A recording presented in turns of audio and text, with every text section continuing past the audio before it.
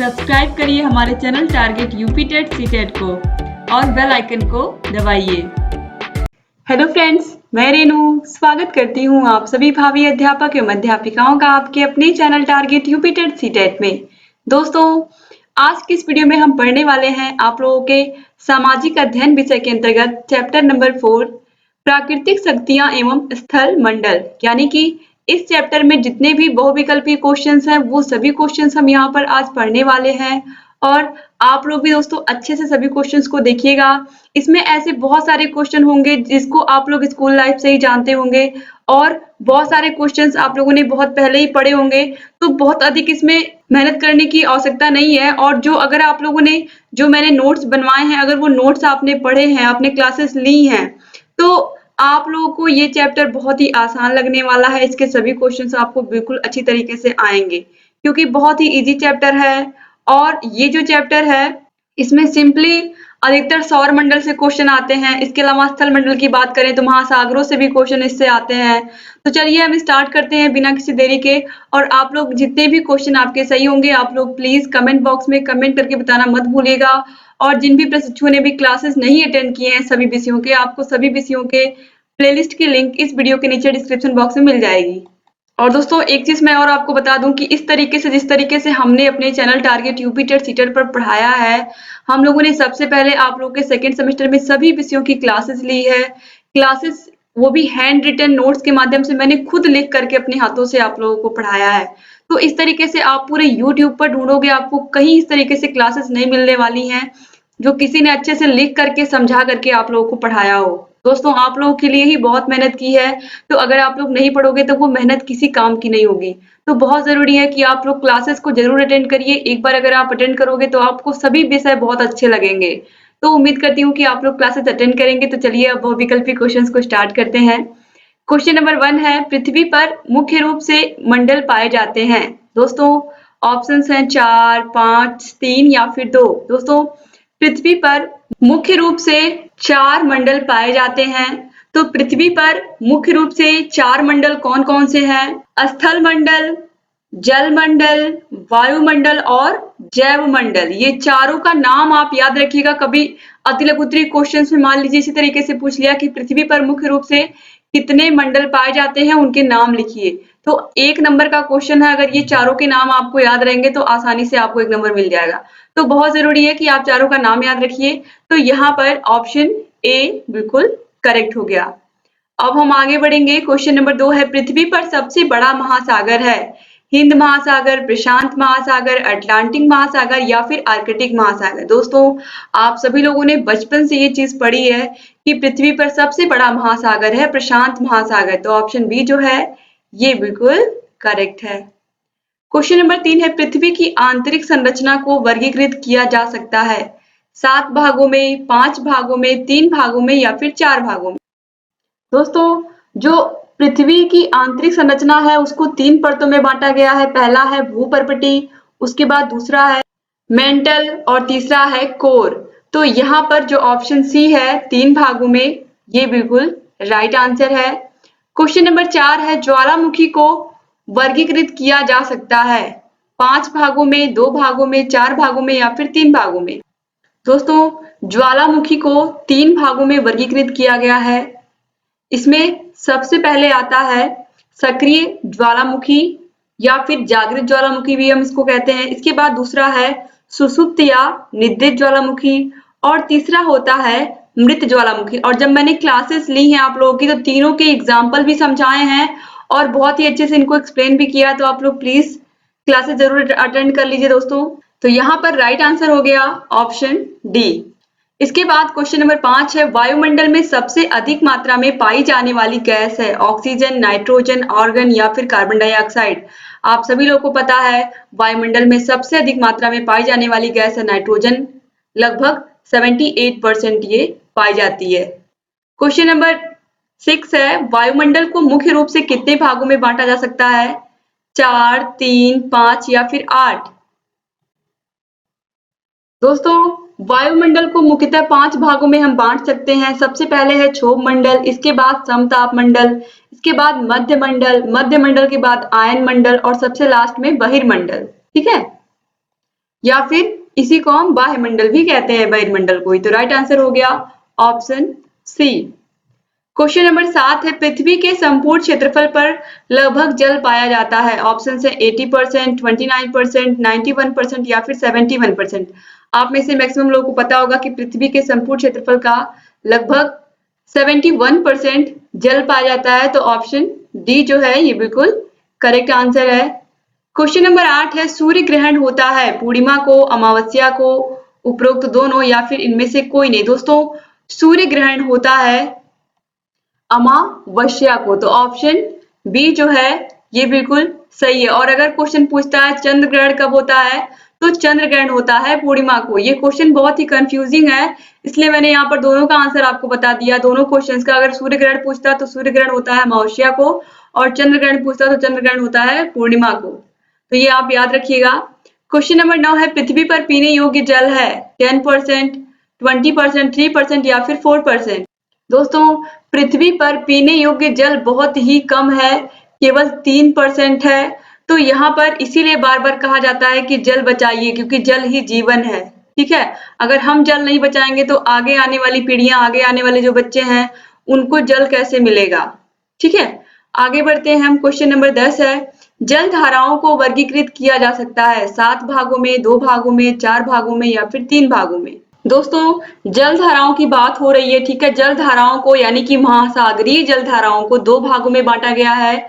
और दोस्तों ये बहुत ही जरूरी है आप लोग को जानना कि गर्म जल धाराएं और ठंडी जल धाराएं विषुवत रेखा से ध्रुवों की ओर जो प्रवाहित होती हैं उन धाराओं को हम कहते हैं गर्म जल धाराएं, और ध्रुवों से विषुवत रेखा की ओर जो प्रवाहित होती हैं धाराएं उनको हम कहते हैं ठंडी जल धाराएं। तो ये आप याद रखिएगा, क्योंकि ये क्वेश्चन बहुत ही इंपॉर्टेंट है। तो एक बार फिर से मैं रिपीट कर दे रही हूँ, विषुवत रेखा से ध्रुवों की ओर प्रवाहित होने वाली धाराएं गर्म जल धाराएं होती हैं, और ध्रुवों से विषुवत रेखा की ओर बहने वाली धाराएं ठंडी जल धाराएं होती हैं। तो एग्जाम में पूछेगा तो आप आसानी से गर्म जल धाराएं और ठंडी जल धाराओं में अंतर कर पाएंगे। तो ऑप्शन बी जो है 2 भागों में ये बिल्कुल करेक्ट है, यानी कि जल धाराओं को 2 भागों में बांटा गया है। क्वेश्चन नंबर 11, विश्व का सबसे छोटा महासागर है आर्कटिक महासागर, प्रशांत महासागर, हिंद महासागर या फिर अटलांटिक महासागर। दोस्तों सबसे छोटा महासागर है आर्कटिक महासागर, यानी कि ऑप्शन ए जो है ये बिल्कुल सही है। तो क्वेश्चन नंबर 11, विश्व का सबसे छोटा महासागर है आर्कटिक महासागर। और यहीं पर अगर क्वेश्चन होता विश्व का सबसे बड़ा महासागर है तो वो हो जाता प्रशांत महासागर। तो यहाँ पर सबसे छोटा पूछा है तो ऑप्शन ए जो है ये बिल्कुल करेक्ट हो गया। क्वेश्चन नंबर 12 है, वायुयान उड़ाने के लिए उपयुक्त मंडल है। अगर आप लोगों ने क्लासेस अटेंड किए दोस्तों तो आप सभी को पता होगा कि जो समताप मंडल होता है उसमें तापमान नियत होता है, और समताप मंडल में किसी भी प्रकार का कोई विक्षोभ नहीं होता है, और किसी प्रकार का कोई तूफान नहीं होता, क्योंकि तूफान, आंधी तूफान ये सब आते हैं क्षोभ मंडल में। तो जो समताप मंडल होता है यहाँ पर तापमान नियत होता है और किसी प्रकार का कोई विक्षोभ नहीं होता है। तो इसलिए जो पायलट होते हैं वो समताप मंडल में वायुयान को उड़ाना पसंद करते हैं। तो ऑप्शन बी जो है समताप मंडल ये बिल्कुल राइट आंसर है। क्वेश्चन नंबर 13 है, चंद्रमा का परिक्रमण पथ है वृत्ताकार, दीर्घ वृत्ताकार, सरल रेखीय या फिर परवलयाकार। दोस्तों राइट आंसर है ऑप्शन बी दीर्घ वृत्ताकार। अब दीर्घ वृत्ताकार आकृति क्या होती है, जैसे कोई रबड़ की बॉल है गोल, ठीक है, अगर आप उसको दबाओगे, उसको आप दबा रहे हो तो वो उसकी जो आकृति है वो कुछ अंडाकार हो जाएगी, यानी कि अंडे की तरह हो जाएगी। तो दीर्घ वृत्त जो होता है वो अंडे की तरह ही होता है। तो दीर्घ वृत्ताकार ये हो गया। इसके बाद क्वेश्चन नंबर 14 है, चंद्रमा की पृथ्वी से निकटतम स्थिति कहलाती है पेरोजी, एपोजी, पेरीहिलिथन या फिर एपीहिलिथन। राइट आंसर है ऑप्शन ए पेरोजी। क्वेश्चन नंबर 15 है, चंद्र ग्रहण की परिघटना होती है अमावस्या को, माह की प्रथम तिथि, पूर्णिमा को या फिर माह की अंतिम तिथि को। यही क्वेश्चन मैंने अभी आपको बताया है ऊपर कि जो सूर्य ग्रहण होता है वो अमावस्या को होता है और चंद्र ग्रहण होता है वो पूर्णिमा को होता है। और सेम क्वेश्चन यही देखिए आपको मिल गया। तो राइट आंसर आपको भी पता है कौन सा लगाना है, ऑप्शन सी पूर्णिमा को। क्वेश्चन नंबर 16 है, पृथ्वी का सबसे निकटतम उपग्रह है फोबोस, डिवोस, टाइटन या फिर चंद्रमा। दोस्तों पृथ्वी का एक ही उपग्रह है और वो है चंद्रमा। तो ऑप्शन डी जो है ये बिल्कुल सही है। क्वेश्चन नंबर 17 है डायमंड रिंग का अवलोकन होता है। क्वेश्चन नंबर 17 में दोस्तों पूछा है डायमंड रिंग का अवलोकन होता है सूर्य ग्रहण में, चंद्र ग्रहण में, चंद्रवर्ष में या फिर चंद्रमास में। दोस्तों डायमंड रिंग बनती है सूर्य ग्रहण में, यानी कि ऑप्शन ए जो है ये बिल्कुल करेक्ट आंसर है। और डायमंड रिंग कब बनती है? जब पूर्ण सूर्य ग्रहण होता है। क्वेश्चन नंबर 18 है धरातल के परिमंडलों की संख्या कितनी है? दोस्तों धरातल पर परिमंडलों की संख्या है स्थल मंडल, वायुमंडल, जल मंडल और जैव मंडल। सबसे पहला क्वेश्चन भी यही था, तो ऑप्शन बी जो है 4 ये बिल्कुल करेक्ट आंसर है। ठीक है, ये चारों का नाम आप अच्छे से याद रखिए। क्वेश्चन नंबर 19 है धरातलीय मृदा किस परिमंडल का अभिन्न अंग है? यानी कि मृदा किस परिमंडल में पाई जाती है? मिट्टी। ऑप्शंस है जल मंडल, स्थल मंडल में, वायुमंडल में, जल मंडल में या फिर जैव मंडल में। आप सभी लोगों को पता है मृदा किस परिमंडल में पाई जाती है? स्थल परिमंडल में, जिस पर हम लोग रहते हैं। तो ऑप्शन ए जो है बिल्कुल सही है। क्वेश्चन नंबर 20 है विश्व की सबसे लंबी नदी है राइन, मिसिसिपी, नील या फिर वांगहो। राइट आंसर है ऑप्शन सी नील नदी विश्व की सबसे लंबी नदी है। क्वेश्चन नंबर 21 है पृथ्वी के धरातल के कितने भाग पर जल मंडल का विस्तार है? दोस्तों पृथ्वी के धरातल के लगभग 3/4 भाग पर जल का विस्तार है। तो 3/4 भाग यानी कि 3/4 भाग पर पृथ्वी के क्या है? जल है और 1/4 भाग धरातल है। क्वेश्चन नंबर 22 है किस महाद्वीप से कर्क रेखा, भूमध्य रेखा तथा मकर रेखा तीनों गुजरती हैं? ऑप्शन है अफ्रीका, एशिया, यूरोप या फिर ऑस्ट्रेलिया। दोस्तों राइट आंसर है ऑप्शन ए अफ्रीका, यानी कि अफ्रीका महाद्वीप से कर्क रेखा, मकर रेखा और भूमध्य रेखा तीनों गुजरती हैं। तो आप याद रखिएगा। क्वेश्चन नंबर 23 है पृथ्वी की आंतरिक संरचना में कितने मुख्य भाग हैं? दोस्तों पृथ्वी की आंतरिक संरचना में 3 मुख्य भाग हैं। पहला है भूपर्पटी, दूसरा है मेंटल और तीसरा है कोर। तो ऑप्शन ए जो है ये बिल्कुल करेक्ट आंसर है। क्वेश्चन नंबर 24 है पृथ्वी में चुंबकत्व का गुण किसके कारण पाया जाता है? लौह तत्व, सिलिका, मैग्नीशियम या फिर एल्यूमिनियम। राइट आंसर है ऑप्शन ए लौह तत्व। क्वेश्चन नंबर 25 है चट्टानें कितने प्रकार की होती हैं? दोस्तों चट्टानें 3 प्रकार की होती हैं आग्नेय, अवसादी और रूपांतरित, यानी कि ऑप्शन सी जो है ये बिल्कुल करेक्ट आंसर है। क्वेश्चन नंबर 26 है निम्नलिखित में से रूपांतरित चट्टान है ग्रेनाइट, ग्रेम्बो, बेसाल्ट या फिर संगमरमर। राइट आंसर है ऑप्शन डी संगमरमर। क्वेश्चन नंबर 27 है किन चट्टानों में जीवाश्म पाया जाता है? आग्नेय, अवसादी, रूपांतरित या फिर इनमें से कोई नहीं।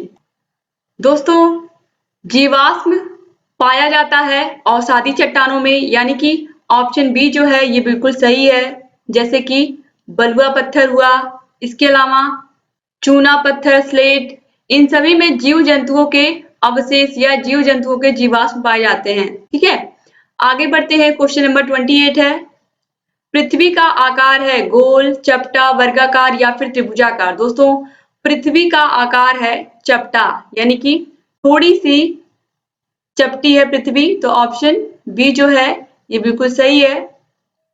क्वेश्चन नंबर 29 है भूजल स्रोत है वर्षा का जल, तालाब, नदी या उपयुक्त सभी। दोस्तों ये सभी भूगर्भ जल के स्रोत हैं, सभी भूजल के स्रोत हैं। तो यहाँ पर राइट आंसर हो जाता है ऑप्शन डी। क्वेश्चन नंबर 30 है मकर संक्रांति के समय सूर्य सीधा चमकता है कर्क रेखा पर, विषुवत रेखा पर, मकर रेखा पर या फिर ध्रुवों पर। मकर संक्रांति नाम से पता चल रहा है कि सूर्य इस समय कहाँ होगा? मकर रेखा पर। मकर ऑलरेडी यहाँ पर लिखा हुआ है, तो ऑप्शन सी जो है ये बिल्कुल राइट आंसर है। क्वेश्चन नंबर 31 है भारत का मानक समय निर्धारित किया जाता है 80 डिग्री पूर्वी देशांतर से, 90 डिग्री पूर्वी देशांतर से, 23.5 डिग्री पूर्वी देशांतर से या फिर 82.5 डिग्री पूर्वी देशांतर से। राइट आंसर है 82.5 डिग्री पूर्वी देशांतर से।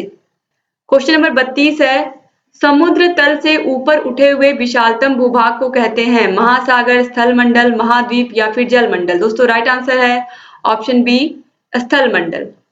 क्वेश्चन नंबर 33 है सबसे बड़ा महासागर है सबसे बड़ा महासागर कौन सा है? आप सभी लोगों को पता है, राइट आंसर है ऑप्शन बी प्रशांत महासागर।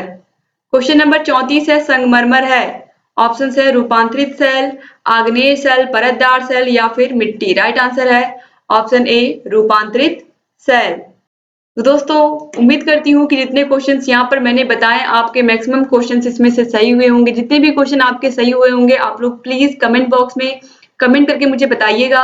और उम्मीद करती हूँ कि ये वीडियो आप लोगों के लिए बहुत यूजफुल होगा। अगर वीडियो अच्छा होगा दोस्तों, अगर वीडियो आपको अच्छा लगा होगा तो आप लोग लाइक जरूर करिएगा और अपने सभी फ्रेंड्स को भी इस वीडियो को जरूर शेयर करिएगा। चाहे व्हाट्सएप ग्रुप हो, फेसबुक ग्रुप हो, आपके कॉलेज का ग्रुप हो, जहां पर भी आपको लगता है कि इस वीडियो की आवश्यकता है और जहां पर भी आपको लगता है कि हाँ सच में ये जानकारी यूजफुल है, तो आप लोग प्लीज इस वीडियो को शेयर कर दीजिएगा। और उम्मीद करती हूँ कि आप इससे बहुत सारे प्रश्न जरूर शेयर करेंगे। और दोस्तों वीडियो कैसे लगते हैं आप लोग कमेंट करके बताना मत भूला करिए और लाइक बटन को जरूर प्रेस कर दिया करिए। अगर आप लोग लाइक और कमेंट ऐसे ही करते रहेंगे और ऐसे ही अगर हमारा उत्साहवर्धन आप लोग करते रहेंगे तो आपको लगातार ऐसे ही वीडियोस मिलती रहेंगी और लगातार आप लोगों के लिए हम और अधिक मेहनत करते रहेंगे। तो आप लोग लाइक कमेंट और शेयर जरूर कर दिया करिए दोस्तों। और अगर अभी तक चैनल को सब्सक्राइब नहीं किया दोस्तों तो प्लीज तुरंत सब्सक्राइब कर दीजिए और बेल आइकन को जरूर प्रेस कर दीजिए ताकि हम जो भी वीडियोस बनाते हैं उसका नोटिफिकेशन आपके पास समय से पहुंच जाए और आप हमारे सभी वीडियोस से लगातार ऐसे ही अपडेट रहें। तो एक बार फिर से आप सभी का बहुत बहुत धन्यवाद दोस्तों। सभी विषयों के प्लेलिस्ट की लिंक आपको डिस्क्रिप्शन बॉक्स में मिल जाएगी। साइड में आई बटन पर भी क्लिक करके आप सभी वीडियोस को देख सकते हैं। तो एक बार फिर से आप सभी का बहुत बहुत धन्यवाद दोस्तों। आप लोग अपना ख्याल रखिए, अपनी फैमिली का ख्याल रखिए। मिलते हैं नेक्स्ट वीडियो में।